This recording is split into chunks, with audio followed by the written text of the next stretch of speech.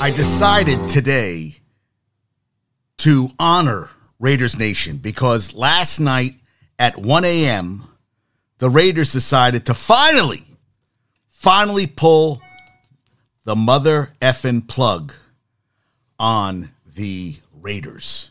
Josh McDaniels' career with the team, which needed to end. That needed to end. It needed to end big time because I was like, Josh McDaniels screwed over, well, first of all, Broncos, 2 seasons, 2009, 2010. He got fired halfway through the season of season 2 and then crawled back to the Niners where he had a great run. He had the quarterback, he had the golden ticket, and he got it done with the Patriots as an offensive coordinator because that's all he is an offensive coordinator, in my opinion. Like a North Turner, he had the ultimate quarterback. He got it done. He goes to the Broncos where, doesn't even survive 2 seasons. Doesn't even survive 2 seasons with the Broncos.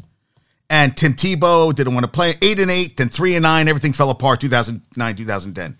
Has another great run with the Patriots. Decides in 2018 to take the Colts job, and at the last minute decides he doesn't want it. Screws over the franchise, screws over the fans, screws over everybody.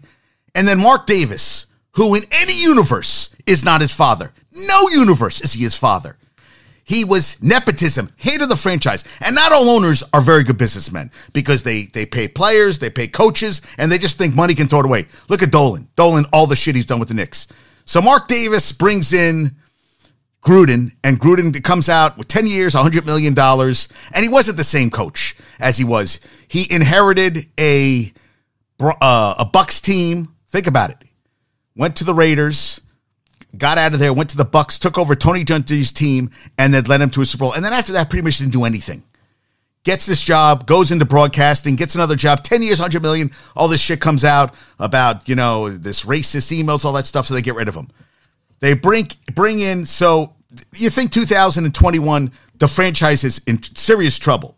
They're not playing good football, and they let the special teams coordinator, and I don't want to butcher his name, Rich Bisaccia. Bring him in. He goes 7-5 the rest of the way. They have to beat the Chargers to make the playoffs. They get to the playoffs. They lose to the Bengals, and I remember there was a controversial call in that game, but they got to the playoffs. And they decided at the end of the season, let's bring in Josh McDaniels because Mark Davis is a fantastic owner. Franchise falls in his lap, can't pay for a haircut, thinks he's this quirky guy. Everybody talks about him, but he is not his dad. He has never been his dad. But he is given a franchise because that's how it works a lot of times. Families take over, and the Hunt family think, hey, it's also getting a quarterback a generational quarterback with Patrick Mahomes. They didn't have a great run. And you bring in a great coach with Andy Reid. What have the Raiders done? They bring back Josh McDaniels. And he turns a team that went 10-7 the year before into a 6-11 piece of shit. This year, they are 3-5. They played a terrible Monday night game, and everybody's been talking about when is it time for him to go? Well, they got rid of him. They got rid of the GM.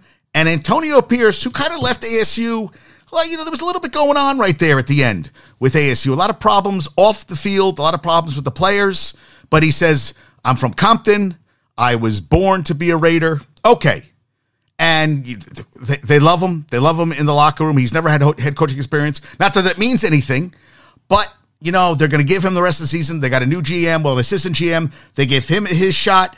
We're going to see what happened. They play the Giants, who Pierce played for during his playing career. They got rid of him. They got rid of Ziegler, Dave Ziegler, who they both played together.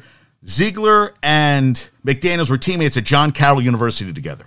So now they're both gone. They brought in, so they tried to do Patriots West, and Patriots West didn't happen because they don't have Tom Brady.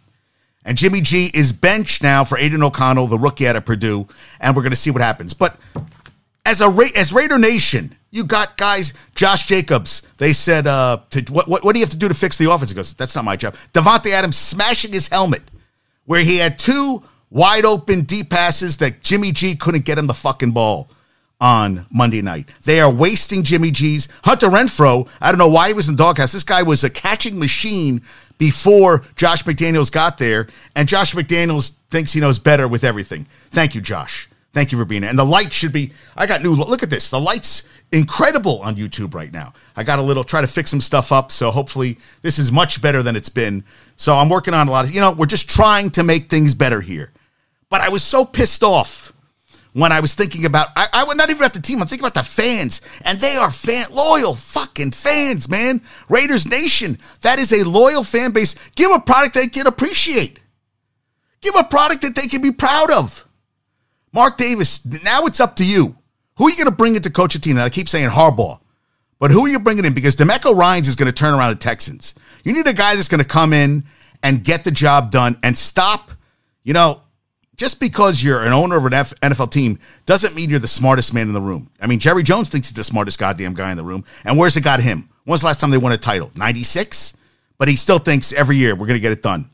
Well, Jerry Jones, as long as you run the reins as you do, I'm sorry, Daniel. I'm sorry, Lanker. But I just don't see them winning anything because their owner thinks he knows everything. And he doesn't. You got to hire smart people. And you have to have a quarterback to run the show.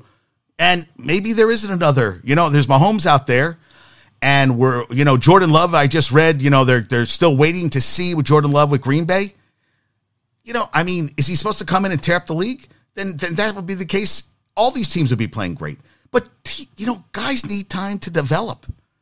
You have to see changes. You have to see improvements. I need to see improvement, yes.